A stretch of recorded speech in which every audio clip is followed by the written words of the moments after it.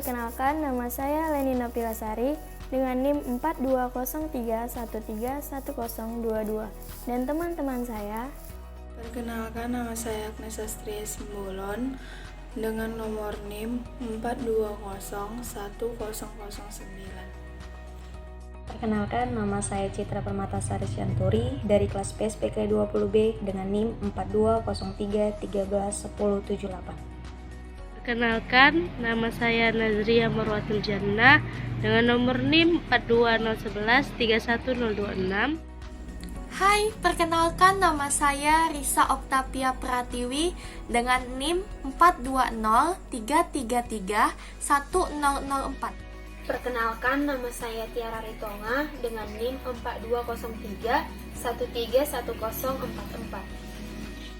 Kami dari kelompok 1 mata kuliah Kapita Selekta Kimia, kelas PSPK 20B, jurusan Kimia, program studi pendidikan kimia, Fakultas Matematika dan Ilmu Pengetahuan Alam, Universitas Negeri Medan.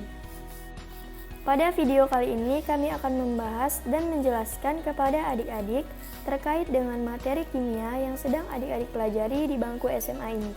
Materi itu adalah materi struktur atom dan sistem periodik unsur. Mungkin bagi sebagian dari adik-adik materi ini merupakan materi yang cukup mudah, namun bagi sebagian lagi materi ini merupakan materi yang sulit. Oleh karena itu, kami akan menjelaskan kembali mengenai materi struktur atom dan sistem periodik unsur dalam video ini untuk meningkatkan pengetahuan kita semua. Simak baik-baik ya adik-adik. Baiklah, kita akan membahas materi yang pertama yaitu partikel penyusun atom. Atom adalah partikel terkecil penyusun unsur yang masih memiliki sifat unsur tersebut. Atom terdiri dari inti atom dan kulit atom. Inti atom berisi proton dan neutron, sedangkan kulit atom terdiri dari elektron. Proton adalah partikel subatom yang bermuatan positif, elektron adalah partikel subatom yang bermuatan negatif, dan neutron adalah partikel subatom yang tidak bermuatan atau netral. Selanjutnya, kita akan membahas mengenai notasi atom. Seperti terlihat pada gambar, X merupakan lambang atau tanda atom, A merupakan nomor massa, di mana nomor massa sama dengan jumlah proton ditambah jumlah neutron, dan Z merupakan nomor atom, di mana nomor atom sama dengan jumlah proton dan sama dengan jumlah elektron. Untuk lebih memahami, mari kita bahas contoh soal berikut ini. Dapat dilihat dari notasinya, atom Al memiliki proton sama dengan 13 atau sama dengan nomor atom, mempunyai elektron sama dengan 13 atau sama dengan nomor atom, dan neutronnya sama dengan 14, yaitu nomor massa dikurang nomor atom, sama dengan 27 dikurang 13, yaitu 14. Contoh berikutnya yaitu Al3 positif. Nah, atom tersebut agak berbeda dengan contoh yang pertama tadi, di mana pada atom kedua ini terdapat tambahan angka ion 3 positif.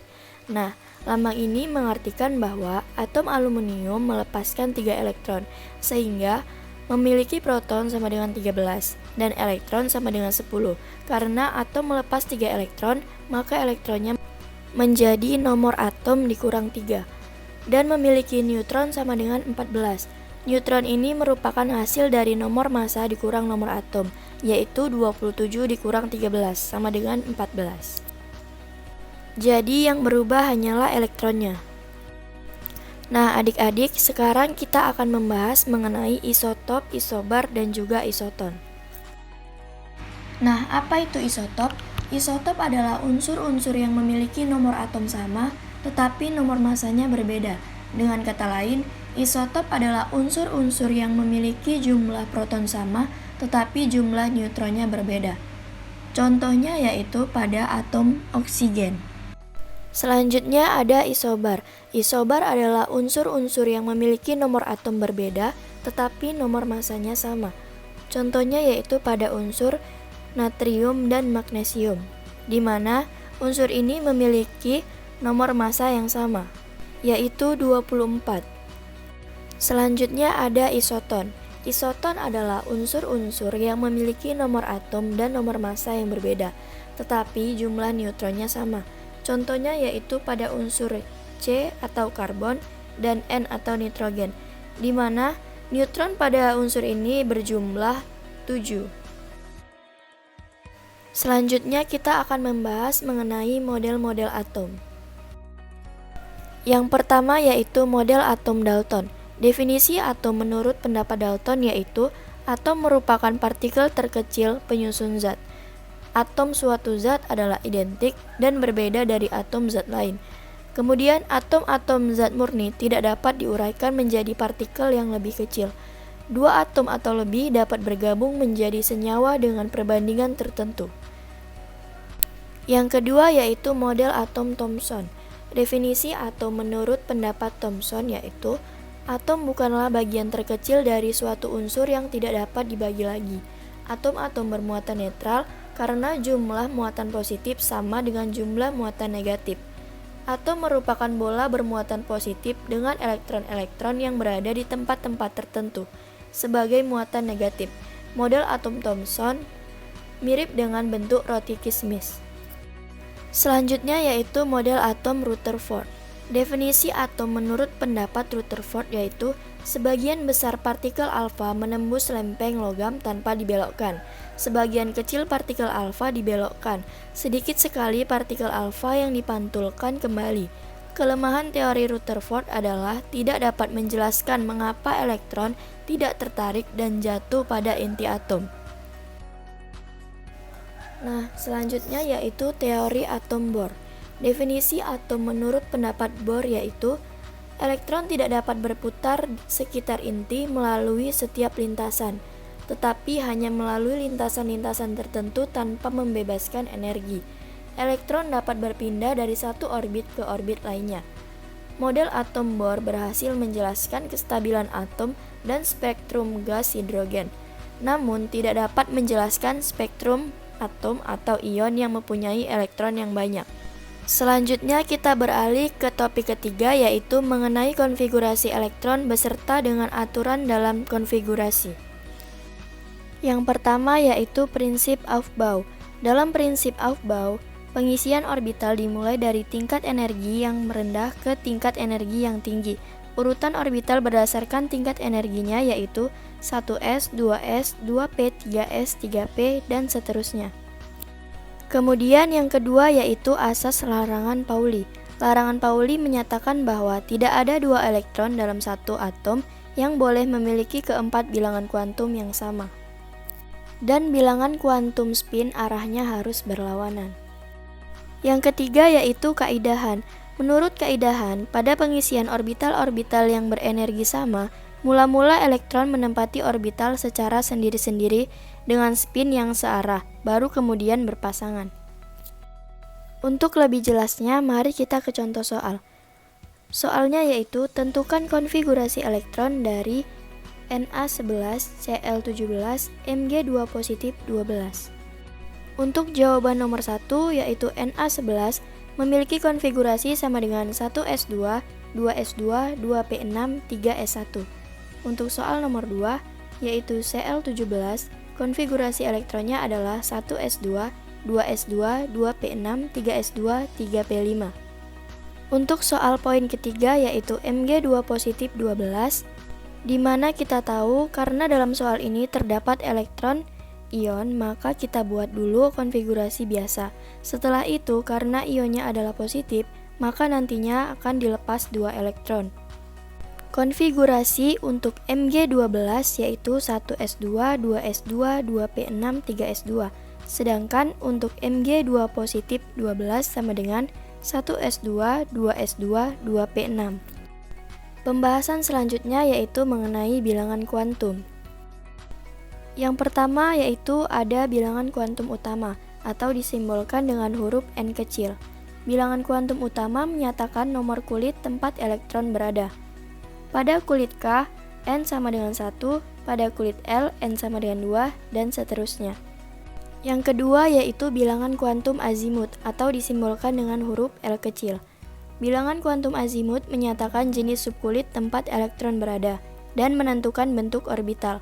Nilai L pada tiap subkulit yaitu pada subkulit S atau sharp, harga L sama dengan 0. Pada subkulit P, harga L sama dengan 1. Pada subkulit D, harga L sama dengan 2. Dan pada subkulit F, harga L sama dengan 3. Yang ketiga yaitu bilangan kuantum magnetik, disimbolkan dengan huruf M kecil. Bilangan kuantum magnetik menentukan orbital tempat elektron berada.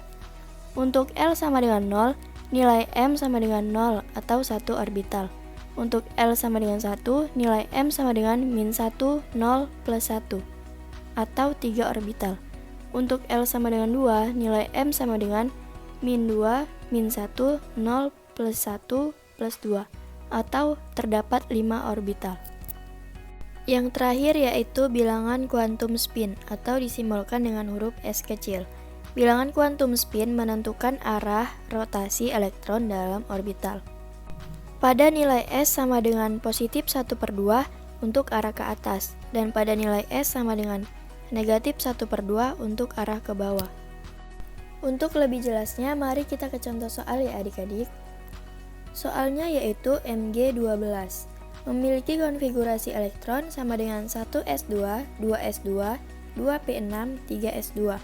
Untuk menentukan harga bilangan kuantum, hal yang perlu difokuskan adalah elektron terakhir dari konfigurasinya, kecuali untuk nilai n atau bilangan kuantum utama.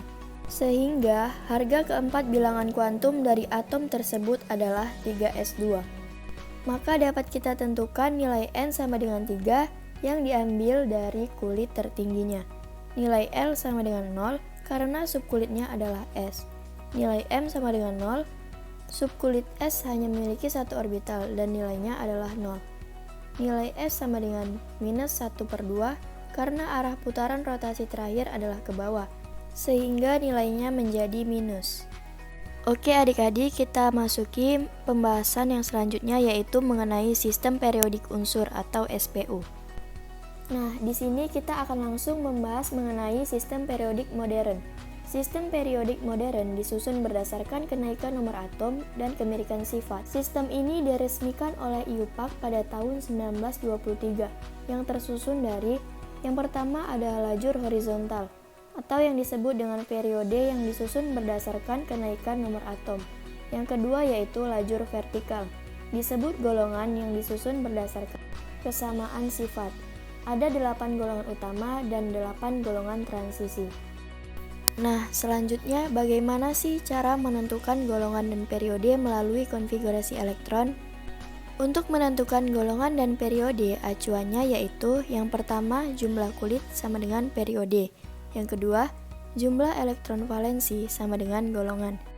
Untuk golongan utama atau golongan 1A sampai 8A, golongannya ditentukan oleh blok S dan blok P. Untuk golongan transisi yaitu golongan 3B dan 2B, golongannya ditentukan oleh elektron S dan elektron D. Untuk contoh soal dari golongan utama kita ambil dari unsur Na11, di mana memiliki konfigurasi elektron yaitu 1s2, 2s2, 2p6, 3s1. Maka dapat kita tentukan bahwa periodenya sama dengan 3 karena kulit terbesarnya adalah angka 3. Dan golongannya adalah golongan 1A, karena diambil dari 3s1. Untuk golongan transisi kita ambil dari unsur Fe26, di mana konfigurasi elektronnya adalah 1s2, 2s2, 2p6, 3s2, 3p6, 4s2, 3d6. Maka dapat kita tentukan periodenya adalah 4, karena kulit terbesarnya adalah angka 4. Dan golongannya adalah golongan 8B. Diambil dari 4s2 ditambah 3d6, maka 2 ditambah 6 sama dengan 8. Dan yang terakhir yang akan menjadi pembahasan kita adalah sifat-sifat dari SPU, mulai dari jari-jari atom, energi ionisasi, keelektronegatifan, dan juga afinitas elektron. Jari-jari atom. Jari-jari atom adalah jarak antara kulit terluar dengan inti atom. Dalam satu golongan dari atas ke bawah, jari-jari atom makin besar. Dan dalam satu periode, dari kiri ke kanan, jari-jari atom makin kecil. Selanjutnya, energi ionisasi. Energi ionisasi adalah energi yang diperlukan untuk melepaskan elektron pada kulit terluarnya. Dalam satu golongan, dari atas ke bawah, energi ionisasi akan semakin kecil. Dan dalam satu periode, dari kiri ke kanan, energi ionisasi akan semakin besar. Selanjutnya, keelektronegatifan. Keelektronegatifan adalah kemampuan suatu atom untuk menangkap atau menarik elektron dari atom lain. Khusus untuk golongan gas mulia atau 8A, tidak memiliki keelektronegatifan karena sudah memiliki 8 elektron. Dalam satu golongan, dari atas ke bawah, keelektronegatifan akan semakin kecil, dan dalam satu periode, dari kiri ke kanan, keelektronegatifan akan semakin besar. Yang terakhir adalah afinitas elektron. Afinitas elektron adalah energi yang menyertai proses penambahan elektron pada satu atom netral berbentuk gas, sehingga terbentuk ion negatif. Dalam satu golongan, dari atas ke bawah, afinitas elektron akan semakin kecil, dan dalam satu periode, dari kiri ke kanan, afinitas elektron akan semakin besar. Baiklah adik-adik, demikianlah yang dapat kami jelaskan dan juga sampaikan. Semoga ilmu yang kami berikan dapat meningkatkan pengetahuan adik-adik semua. Satu hal yang kami tekankan kepada adik-adik, jangan menganggap materi kimia itu adalah sesuatu yang sulit dan ribet. Tetapi tanamkan dalam diri, tidak ada yang sulit jika kita mau belajar. Sekian dari kami adik-adik, semoga bermanfaat. Mohon maaf jika ada kesalahan kata ataupun perbuatan dalam video ini. Saya ucapkan terima kasih.